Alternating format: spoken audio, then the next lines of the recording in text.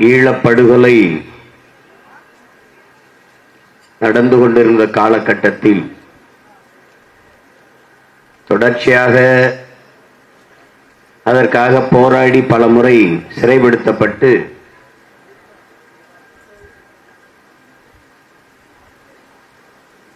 நான் இருந்த காலகட்டத்தில் என்னுடைய அன்பு தம்பி ஆம்ஸ்ட்ராங் அவர்கள் என்னை சந்திக்க விரும்பினார். அப்போது நானும் அவரும் ஒரு விடுதியில் சந்தித்து ஒரு 3 மணி நேரங்கள் பேசிக் கொண்டிருந்தோம். அப்போதே அவர் பகுஜன் சமாஜ் கட்சியிலே சேர்ந்து மிக உயர்ந்த பொறுப்புக்கு வந்திருந்தார்.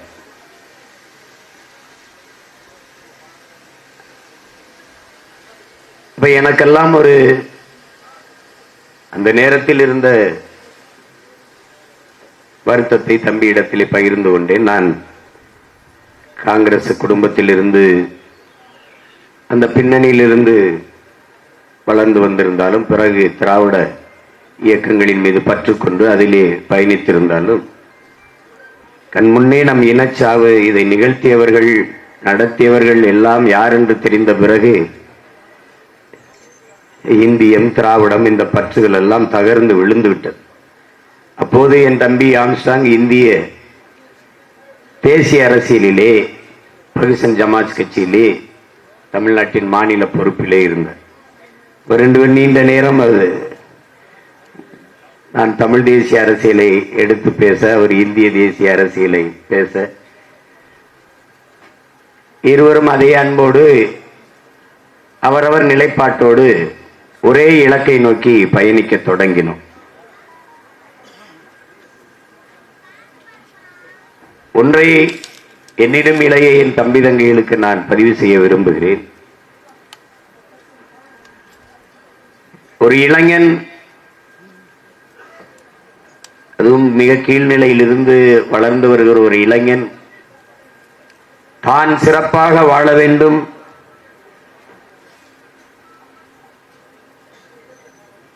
தானும் தன் குடும்பமும் வசதியாக வாழ வேண்டும், அப்படித்தான் எல்லோரும் எண்ணுவார்கள். ஆனால் என்னுடைய தம்பி ஆம்ஸ்ட்ராங் அவர்கள் தான் கல்வி கற்று உயர்ந்த நிலைக்கு வந்தது போல தான் சார்ந்த சமூகத்தில் இருக்கிற ஒவ்வொரு மகனும் ஒவ்வொரு பிள்ளையும் வர வேண்டும் என்று எண்ணிய ஒரு மகத்தான தலைவன் ஆம்ஸ்ட்ராங் அவர்கள். இதைத்தான் மார்க்ஸ் நமக்கு சொல்கிறார். ஒரு மனிதன் தானும் தன் குடும்பமும் வாழ வேண்டும் என்று உழைப்பானேயானால் அவன் மனிதனாகிறான். தானும் தன் குடும்பமும் வாழ்வது போல தான் பிறந்த பெருமை மிக்க சமூகமும் வாழ வேண்டும் என்று உழைப்பானேயானால் அவன் மாமனிதனாகிறான் என்று சொல்வார். அப்படி மாமனிதனான ஒருவரை பற்றித்தான், அவருடைய நினைவலைகளை பற்றித்தான் நாம் அங்கே பகிர்ந்து கொண்டிருக்கிறோம். பாபா சாஹிப் அம்பேத்கர் அவர்கள் சென்னைக்கு வந்திருந்த போது, கன்னிமாரா விடுதியிலே தங்கியிருந்த போது ஊடகவியலாளர்கள் எல்லாம் போய், நீங்கள் உங்கள் மக்கள் மிகவும் ஏழ்மை வறுமையிலே வாடி வாழ்ந்து கொண்டிருக்கிற காலத்தில் நீங்கள் விலை உயர்ந்த ஆடை அணிந்திருக்கிறீர்கள், உயர்ந்த விடுதியிலே தங்கியிருக்கிறீர்கள், உயர்ந்த படுக்கையிலே படுத்து உறங்குகிறீர்கள், இது உங்களுக்கு ஏற்புடையதாக இருக்கிறதா என்று கேள்வியை எழுப்புகிறார். அதற்கு அண்ணல் தந்த மறுமொழி, ஆனால் அவர்களே கேட்கிறார்கள், காந்தியார் அவர்கள் ஒரு கோமணத்தை கட்டிக்கொண்டு தெருவிலே குப்பைகளை கூட்டிக் கொண்டிருக்கிறார், அவர் எளிமையாக இருக்கிறார், நீங்கள் இப்படி வசதியான உடை உடுத்தி இப்படி இருக்கிறீர்களே என்ற கேள்வி எழுப்பியதற்கு அண்ணல் அம்பேத்கர் அவர்கள் பதிவு செய்த செய்தி, என் மக்கள் நீங்கள் சொன்னது போல வறுமை ஏழ்மையில் சிக்கி வாடிக்கொண்டிருக்கிற என் மக்கள் கல்வி கற்று மேம்பட்டு கலாச்சாரத்தில் பண்பாட்டில் உயர்ந்து என்னை போல வாழ வேண்டும் என்பதற்கு முன்மாதிரியாக நான் இருக்கிறேன். அதற்கு ஒரு ரோல் மாடலாக, முன்னத்தியராக, முன்மாதிரியாக நான் வாழ்ந்து காட்டிக் கொண்டிருக்கிறேன். ஆனால் காந்தியார் அவர்கள் என் தெருக்களிலே போய் என் மக்களிடத்திலே கோமணத்தை கட்டிக்கொண்டு தெருவை கூட்டிக் கொண்டு இது உயர்ந்த பணி, சிறந்த பணி, இந்த வேலையை செய்வது இறைவனுக்கு செய்கிற பணி, இதையே செய்யுங்கள் என்று வலியுறுத்தி கொண்டிருக்கிறார். நான் உளவியல் நீர்முயர்வை என் மக்களுக்கு போதித்துக் கொண்டிருக்கிறேன். அவர் உளவியல் அடிமை சிந்தனையை விதைத்துக் கொண்டிருக்கிறார் என்று அண்ணல் அம்பேத்கர் அவர்கள் அந்த செய்தியாளர்களுக்கு பதிலளித்திருந்தார். அண்ணல் அம்பேத்கர் கொண்டிருந்த கோட்பாட்டை எப்படி புரட்சியாளர் ஒரு ரோல் மாடலாக, முன்னத்தியராக தன் சமூக மக்களுக்கு வாழ்ந்து காட்டி தன்னை போல எல்லோரும் கல்வியறி பெற்று மேம்பட வேண்டும் என்று பாடுபட்டாரோ அதனுடைய வழித்தோன்றலாக வாழ்ந்தவன் என்னுடைய தம்பி ஆம்ஸ்ட்ராங் அவர்கள்.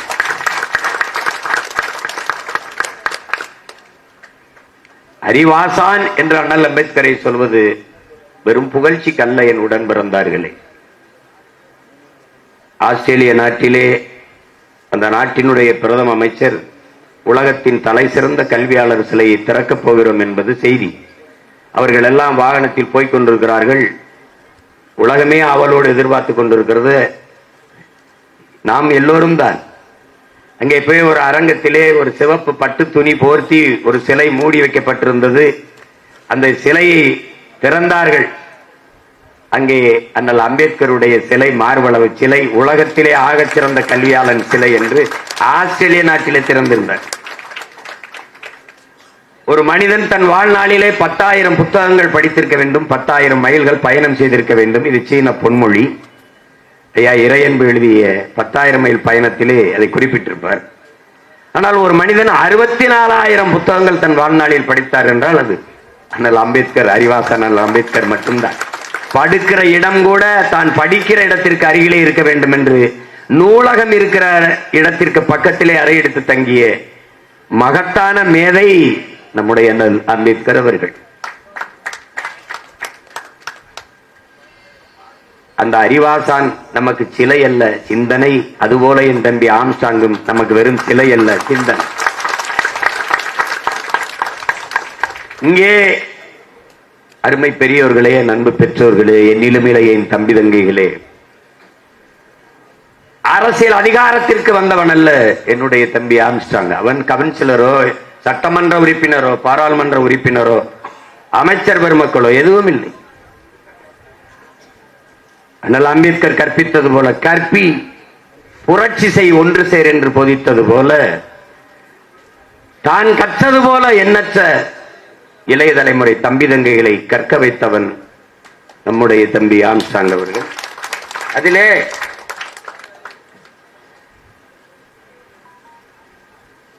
அதிகாரத்தில் இருந்தவர்கள் எல்லாம் செய்ய தவறிய ஒன்றை,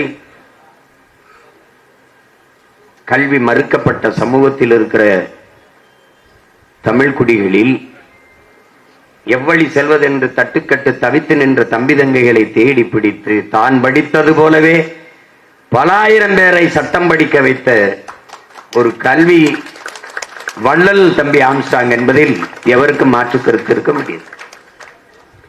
இதையெல்லாம் உயர் பதவிக்கு வந்தவர்கள் செய்திருக்க வேண்டும். ஆனால் ஏதோ ஒரு ஓரத்தில் இருந்து எவருக்குமே தெரியாமல் பல ஆயிரம் பேரை தன்னை போலவே சட்டம் படித்து சட்ட மேதைகளாக மாற்றிய மகன் நம்முடைய அன்பு தம்பி ஆம்ஸ்ட்ராங் அவர்கள்.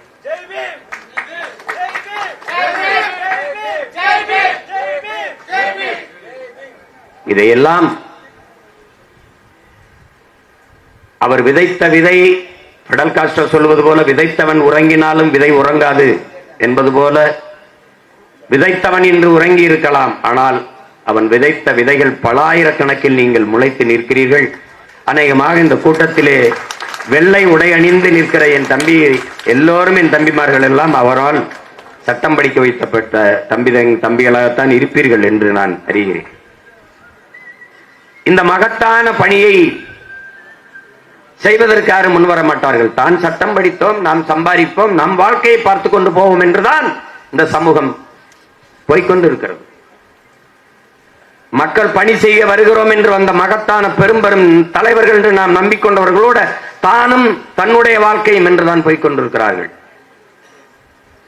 ஆனால் அப்படி தம்பி ஆம்ஸ்ட்ராங் இல்லை. அவன் ஒன்றும் 60-70 வயது முதியவன் இல்லை, சாதித்து முடிகிறது. இளம் வயதிலேயே இவ்வளவு பெரிய சாதனையை செய்து முடித்த ஒரு இளைஞன் இந்த நிலத்தில் ஆம்ஸ்ட்ராங் தவிர வேற எவரும் இருக்க முடியாது.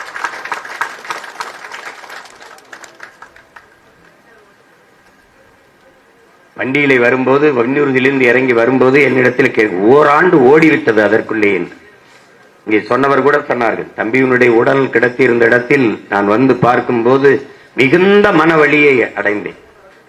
இந்த நாட்டில் இத்தனை லட்சக்கணக்கான மக்களால் நேசிக்கப்படக்கூடிய ஒரு தலைவனுக்கு பாதுகாப்பில்லை, தன் வீட்டு வாசலிலேயே வெட்டி கொன்றுவிட முடியும் என்கிற நிலை இருக்குமானால் இது எப்படிப்பட்ட சமூகம், எப்படிப்பட்ட நாடு? சாதாரண குடிகளுக்கு என்ன பாதுகாப்பு இருக்கும் என்கிற கேள்வி எல்லோருக்கும் எழும். கொன்று விட்டார்கள். தம்பி இன்று நம்மோடு இல்லை, உயிரோடு இல்லை, அது உண்மை. ஆனால் யார் கொன்றார்கள், எதற்காக கொண்டார்கள், எவ்வளவு நாள் திட்டமிட்டுக் கொண்டார்கள்? எந்த நடவடிக்கையும் இல்லை. இந்த கேள்வி ஒவ்வொரு மகனுக்கும் எழ வேண்டும். கைது செய்தார்கள், இவர்கள் தான் கொலை செய்திருப்பார்கள் என்று. கைது செய்தவர்களை நீங்கள் கவனிங்கள். கிழக்கு கடற்கரை சாலையில் ஒருவர் திராவிட முன்னேற்ற கழக கட்சி கொடியை கட்டி ஒரு மகிழ்வுந்திலே போயிடுறார்கள் 4-5 இளைஞர். அப்போது முன்னாடி போன பெண்கள் போய்கொண்டிருந்த மகிழ்வுந்திலே போய் தகராறு செய்தது ஒரு பிரச்சனை ஆகிறது. அதை யாரோ எடுத்து போட்டு திரும்ப திரும்ப பேசு பொருளான பிறகு அந்த வண்டியிலே பயணித்த இளைஞர்களை பிடித்து காவல்துறை வண்டியிலே வச்சு பேச விடுகிறார்கள். நாங்கள் அதிமுக காரர்கள், நாங்கள் இந்த டோல், இந்த சுங்கச்சாவடியில் விசாரணைக்கு பயந்து, அதுக்கு பயந்து இந்த திமுக கொடியை கட்டி கொண்டு போனோம் என்று பேச விடுகிறார்கள். உடனடியாக அவனை வாக்குமூலம், அவனே பேச விடுகிற இந்த அதிகாரங்கள் ஆம்ஸ்ட்ராங் கொலையாளிகள் என்று கைது செய்யப்பட்டவர்களுடைய வாக்குமூலம் எங்க? நீங்கள் எல்லாம் யார்? எதற்காக ஆம்ஸ்ட்ராங் என்கிற ஒரு தலைவனை கொள்ள வேண்டிய தேவை உங்களுக்கு வந்தது? காரணம் என்ன? யாருடைய மூளையில் உதித்த சிந்தனை ஆம்ஸ்ட்ராங்கை கொலை செய்ய வேண்டும் என்று? அது ஓராண்டாக இங்கு இருக்கிற எவருக்கும் தெரியவில்லை. தமிழ் சமூகம் எல்லோருடைய கேள்வியும் அதுதான். யார் முதலாக இவரை கொல்ல வேண்டும் என்று சிந்தித்தவன் எவன்? காரணம் என்ன? அந்த திட்டத்தை வகுத்தவன் யார்? நீ கைது செய்தவன் கூலிக்கு செய்த கொலையாளி, அவனுக்கும் இந்த ஆம்ஸ்ட்ராங்குக்கும் சம்பந்தமே இல்லை. அப்படி என்றால் முதலாக இந்த கொடிய சிந்தனை உதித்தவது எவன் மூளையில்? நீங்க கைது செய்தவர்களை தினம் நீதிமன்றத்தில் நிறுத்த ஒவ்வொரு முறையும் கூட்டிக் கொண்டு வருகிறீர்கள். அவர்களை பார்க்கிறோம். அவர்களிடத்திலே நீங்கள் விசாரித்து காரணத்தை வெளிக்கொண்டு வந்து இந்த மக்களுக்கு சொல்லாதது ஏன்? இதற்காக நாங்கள் கொன்றோம், இவர்தான் சொன்னார், நாங்கள் இதற்காக செய்தோம் என்ற காரணம் இங்கு இருக்கிற எல்லோருக்கும் தெரிய வேண்டுமா வேண்டாம்? 3 பேரை சுட்டுக் கொண்டீர்கள். அவர்கள் யார்? அவர்கள் இந்த கொலைக்கு திட்டமிட்டார்களா? நேரடி கொலையாளிகளா? இந்த கொலைக்கும் அவர்களுக்கு என்ன சம்பந்தம்? ஆம்ஸ்ட்ராங்கை கொள்ள வேண்டும் என்கிற சிந்தனையை தூண்டியவர்கள் அவர்கள் தானா? ஏதாவது பதில் இருக்கிறதா? ஒரு கொலையாளியை சுட்டுக் கொண்டு விடலாம் என்று சட்டம் இருக்குமானால், நடைமுறை இருக்குமானால் சிறைச்சாலையே அவசியம் இல்லை, எல்லாரும் சுட்டுக்கோட்டு போட்டு போய்கொண்டே இருக்கலாமே. இது எந்த மாதிரியான அணுகுமுறை? திரும்ப திரும்ப கேட்கிறேன், அந்த 3 பேரை தம்பி ஆம்ஸ்ட்ராங் கொலையாளிகள் சொல்லி சுட்டீர்களே, ஏன்? அதற்கு காரணம் சொல்லுங்கள் என்று கேட்கிறேன். ஒருவர் கூட சொல்றேன். அதற்கு எதற்கு என்ன காரணம்? சிறையில் இருக்கிறவர்களிடத்தில் ஏன் விசாரித்து அவர்களிடம் இந்த காவல்துறை பெற்ற வாக்குமூலம் என்ன? ஓராண்டு ஓடிவிட்டது. ஆனால் என்றைக்காவது ஒரு நாள் நீங்கள் இதற்கு பதில் சொல்லித்தானாக வேண்டும். அவர் யார் என்பது எங்களுக்கு தெரிய வரத்தானே வேண்டும். எப்படிப்பட்டது? தம்பி ஆம்ஸ்ட்ராங் கொலையில் மட்டுமல்ல என் உடன் பிறந்தார்களே, தூத்துக்குடி துப்பாக்கி சூட்டில் மனு கொடுக்கத்தானே மக்கள் வந்தார்கள். மாவட்ட ஆட்சியரிடத்திலே மனு கொடுக்க வருகிற மக்கள் கலவரம் செய்வார்கள் என்று முன்னெச்சரிக்கையாக நீங்கள் கண்ணீர் புகை கொண்டு தண்ணீர் துப்பாக்கி தொலை தூரத்தில் இருந்து குறிவாத்து சுடக்கூடிய ஸ்னைப்பர் என்ற துப்பாக்கியோடு காத்திருந்தது எப்படி? மனு கொடுக்க வந்த மக்களை சுட்டுக் கொள்ள உத்தரவு பிறப்பித்தது யார்? இதற்கு பதில் உண்டா? கொடைநாட்டிலே 5 பேர் செத்தான், கொன்றார்கள். கொல்ல சொன்னது யார்? ஒரு நிமிடம் கூட முன்னாள் முதலமைச்சர் வீட்டிலே ஒரு நிமிடம் கூட மின்சாரம் அணையாது. தனி தடம், தனி டிரான்ஸ்பார்மர் வச்சு மின்சாரம் கொடுக்கிற இடத்திலே 1 மணி நேரம் மின்சாரம் அணைந்ததற்கு காரணம் என்ன? முதலமைச்சர் வீட்டிலே இருந்தவர்களை கொலை செய்ய சொல்லது யார்? இதற்கு பதில். அண்ணா பல்கலைக்கழகத்தில் ஞானதேசிகன் கைது. இந்த செயலை என்று எவ்வளவு காலமாக செய்கிறார்? என்ன துணிவிலே செய்கிறார்? எத்தனை பெண்களிடத்தில் இது மாதிரி அணுகியிருக்கிறார்? இந்த கேள்விகளுக்கெல்லாம் எந்த இடத்திலாவது பதில் இருக்கிறதா என்னுடன் இருந்தார்களே? இல்லை. இப்போது கூட திருப்போணத்தில் அஜித் அவர்களுடைய அடித்துக் கொன்ற காவலர்கள், அவர்களை சீருடை இல்லாத காவலர்களை அனுப்பி அடித்து விசாரிக்க சொன்னது அந்த அதிகாரி யார்? அதான கேள்வி. எத்தனை எத்தனை கேள்விகள் இந்த நிலத்திலே. ஆனாலும் இந்த நாட்டில் சட்டம் படித்த தம்பிகள், சட்டம் படித்தவன் முன்னாடி நின்று பேசுகிறோம். சட்டம் ஒழுங்கு, சட்டம் இருக்கிறது, ஒழுங்கு இருக்கிறதா என்பதுதான் கேள்வி.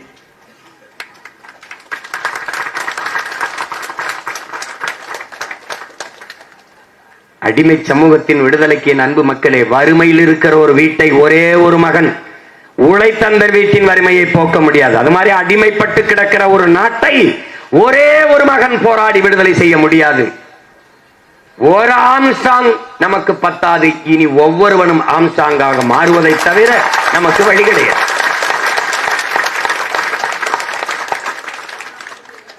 ஒருவன் அடிமையாக இருக்கிறான் என்பதை உணர்த்தி விடு, பிறகு அவனை கிளர்ச்சி செய்வான். இது பாபா சாஹிப் அண்ணல் அம்பேத்கர் நமக்கு கற்பித்தது.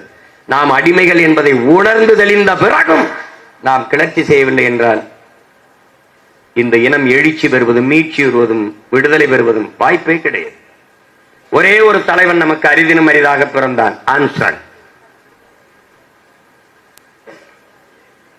தன்னை பற்றி சிந்திக்காமல் தான் பிறந்த சமூகத்தை பற்றி சிந்தித்தான். அது கல்வி பற்றி மேம்பட்டு உயர வேண்டும் என்று உழைத்தான். அவன் இன்று நம்மோடு இல்லை, ஆனால் அவன் கனவு நம் கையோடு இருக்கிறது, நம் தோள்களில் சுமத்தப்பட்டிருக்கிறது.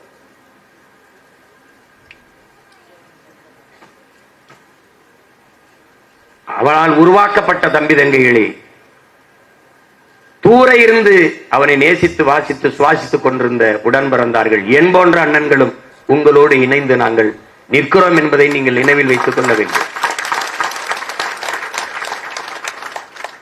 அவர் ஒரு அரசியல் இயக்கம் அதிலே சார்ந்திருந்தார், நான் ஒரு அரசியல் இயக்கத்தை தொடங்கி நடத்தி கொண்டிருந்தேன். நோக்கம் ஒன்றுதான் என் உடன் பிறந்தார்களே, அடிமை தேசிய இனத்தின் உரிமை, விடுதலை, அதன் பாதுகாப்பான நல்வாழ்வு. இதை தவிர வேற ஒன்றும் இல்லை. ஒரே இலக்கை நோக்கி பாய்ந்த இருவரும் நதிகள், நானும் என் தம்பி ஆம்ஸ்ட்ராங் அவர்களும். அப்படித்தான் இங்கே இருக்கிற என்னுடைய அண்ணன் ஆதித்தமிழர் விடுதலை இயக்கத்தினுடைய தலைவர் வினோத் அவர்களும்.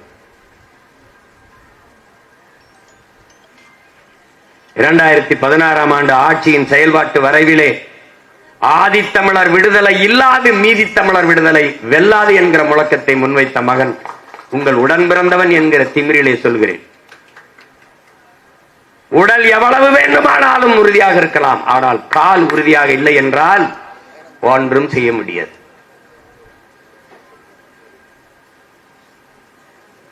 அதை கவனத்தில் வைத்துக் கொண்டு ஒன்றுபட்டு இயங்க வேண்டிய தேவை வருகிறது. அதாவது கற்பி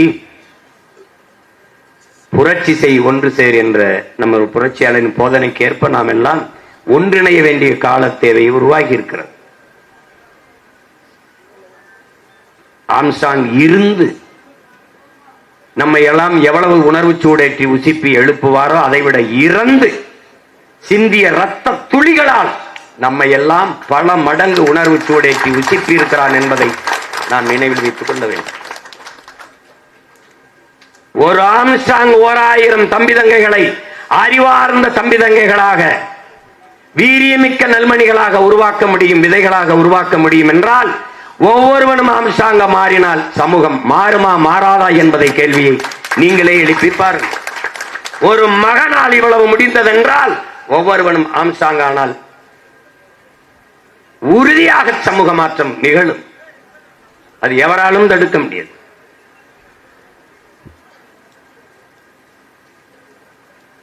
இழந்துவிட்ட உரிமைகளை பிச்சை கேட்டு பெற முடியாது, போராடித்தான் பெற்றாக வேண்டும் என்கிறார் பாபா சாஹிப் அண்ணல் அம்பேத்கர் அவர்கள். இது நாம் போராடி பெற வேண்டிய, புலம்பிக் கொண்டிருக்கக்கூடிய காலம் அல்ல, போராடி பெற வேண்டிய காலம். தம்பியை இழந்திருக்கிறோம், அந்த இடத்தில் அதற்கான நீதியை போராடி பெற வேண்டிய நிர்பந்தத்தில் நாம் நிற்கிறோம் என்பதை புரிந்து கொள்ள வேண்டும். நம்மை வெறும் அற்ப வாக்காளர்களாக கருதுவதாலேதான் அதை பற்றி கவலைப்படாமல் கடந்து கடந்து போய் கொண்டிருக்கிறார்கள். ஓராண்டுக்குள் யாரு என்ன எதுன்னு கண்டுபிடிக்க முடியாதா? நினைச்சால் முடியும்.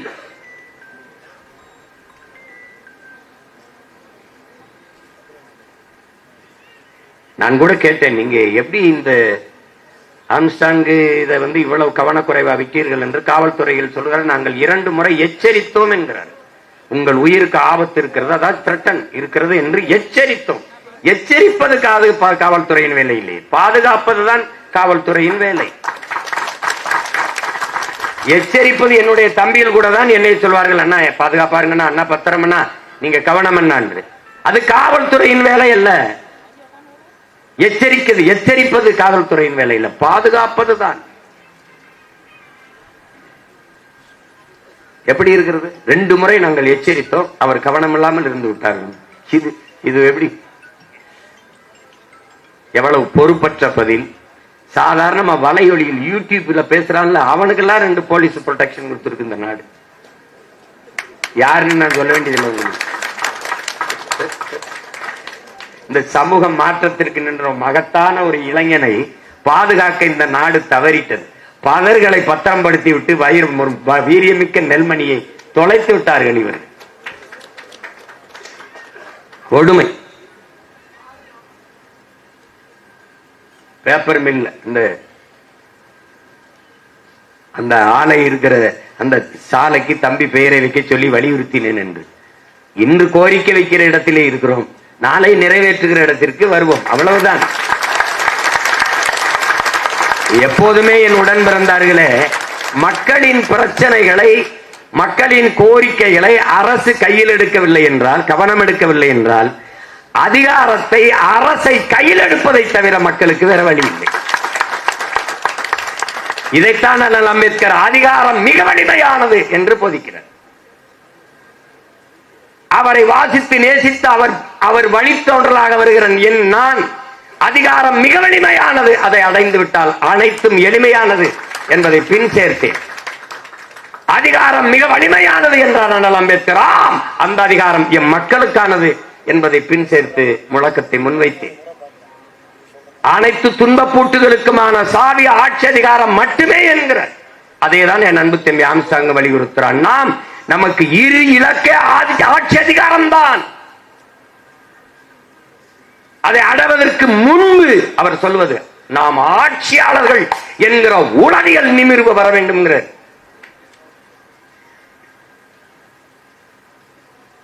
அந்த உளவியல் நிமிர்வில் நிமிர்ந்த மகன் தம்பி ஆம்ஸ்ட்ராங் அவர்கள்.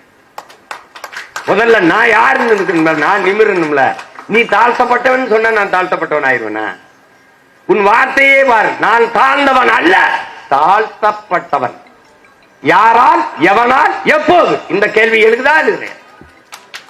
நான் தாழ்ந்தவன் அல்ல, நான் தமிழன், ஆதி தமிழன். எங்களுடைய புரட்சி பாவலர் சொல்கிறார், தமிழன் பெருமைக்குரியவன். காரணம், தமிழ் பெருங்குடியில் பிறந்ததனாலேயே தமிழன் பெருமைக்குரியவன். நான் ஏண்டா தாழ்ந்தவன்?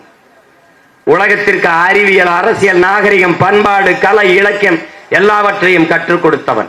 உலக பொதுமறை தந்த எங்கள் பாட்டன் வள்ளுவ பெருமகனாரே ஆதி பறையன்தான் என்பது திமிரும் பெருமிதமும் எனக்கு இருக்கு.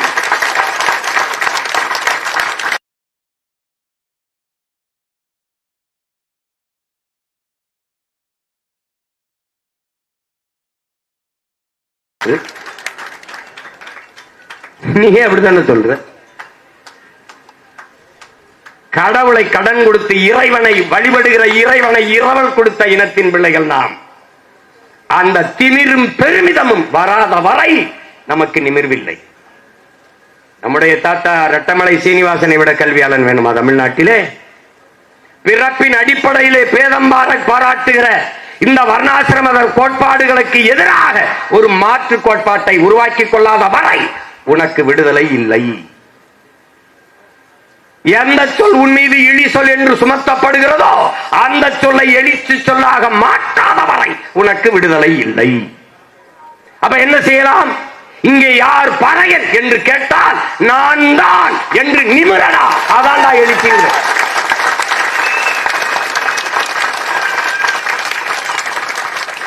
அந்த நிமிர்வு வராத வரை கடினம். இந்த கூட்டத்திலே அந்த துணிவோடும் தெளிவோடும் நிமிர்ந்த ஒருவன் தான் இன்று சிலையாக நிமிர்ந்து நிற்கிற என் உயிர் தம்பி ஆம்ஸ்ட்ராங் என்பதை அறிவார்ந்த தமிழ் சமூகத்தின் தம்பி தங்கையில் புரிந்து கொள்ளவில்லை. அவன் கையை உயர்த்தினதே அண்ணனும் தம்பியும் ஒரே மாதிரி கையை உயர்த்தி நிற்கிறான்.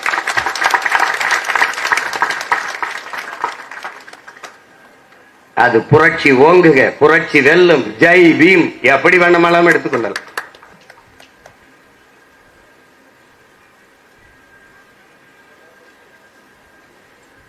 எப்படி பார்த்தாலும் இந்த இழப்பை நம்மால் ஈடுகட்ட முடியாது.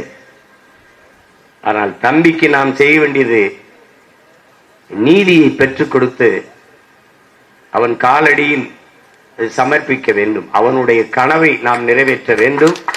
அந்த உறுதியை நாம் ஏற்கணும். தாழ்ந்து வீழ்ந்து கிடக்கிற தமிழ் சமூகத்தின் மேம்பாடு, உயர்வு, அதுக்கு இருக்கிற ஒரே கருவி கல்வி, அறிவு. அது ஒன்றுதான். வாக்கு என்பது மக்களாட்சியை ஏற்றுக்கொண்ட ஒரு தத்துவத்தை ஏற்றுக்கொண்ட ஜனநாயக நாட்டிலே, மக்களாட்சி ஏற்றுக்கொண்ட நாட்டிலே வாக்கு என்பது வலிமை மிக்க கருவி, வலிமை மிக்க ஆயுதம். அண்ணலே நமக்கு போதிக்கிறார், என்னை கடவுளாக்கி வழிபடாதே, கருவியாக்கி போராடு என்று. அப்படி தம்பி ஆம்ஸ்ட்ராங் என்பவன் நமக்கு வழிபடுகிற ஒரு ஆள் அல்ல. நாம் ஆயுதமாக அவனை கையிலே ஏந்தி, ஆம்ஸ்ட்ராங் என்பது வலிமை மிக்க ஆயுதம், வலிமை மிக்க கருவி. அதை எடுத்துக்கொண்டு களத்தில் நின்று போராடி நம் இன விடுதலையை வென்று முடிக்க வேண்டும் என்கிற உறுதியை இந்நாளிலே ஏற்போம்.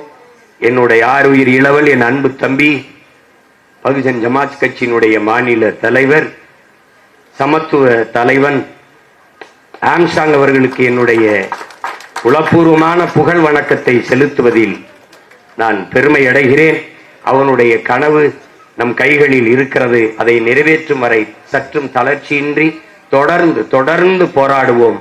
உங்களோடு உங்கள் உடன்பிறந்தான் இணைந்து நிற்பேன் என்கிற உறுதியை இந்நாளிலே தருகிறேன். புதிதாக தொடங்கப்பட்ட தமிழ்நாடு பகுஜன் சமாஜ் கட்சிக்கு என்னுடைய அன்பும் வாழ்த்துக்களும். தம்பி விட்டு சென்ற கனவை அவருடைய இணையால் பொற்கொடி அம்மையார் அவர்கள் நிறைவேற்றுவார்கள் என்று நான் நம்பி அவர்களுக்கு என் இதயபூர்வமான வாழ்த்துக்களை தெரிவிக்கிறேன். தமிழ் மாநில பகுஜன் சமாஜ் கட்சியினுடைய தலைவராக தம்பியினுடைய உயிர் துணையால் பொற்கொடி அம்மையார் அவர்கள் பொறுப்பேற்றிருக்கிறார்கள். அவர்களுக்கு என்னுடைய புரட்சிகரமான வாழ்த்துக்கள். தம்பி விட்டு சென்ற பணியை நீங்கள் தொடர்ந்து சென்று அவனுடைய கனவை வென்று முடியுங்கள். அதற்கு நாங்கள் எல்லோரும் உங்களுக்கு உறுதுணையாக இருப்போம் என்கிற உறுதியை தருகிறேன். உங்கள் அனைவருக்கும் என் அன்பும் வணக்கமும், என் ஆருயிர் தம்பி ஆம்ஸ்ட்ராங்குக்கு என்னுடைய புகழ் வணக்கம்.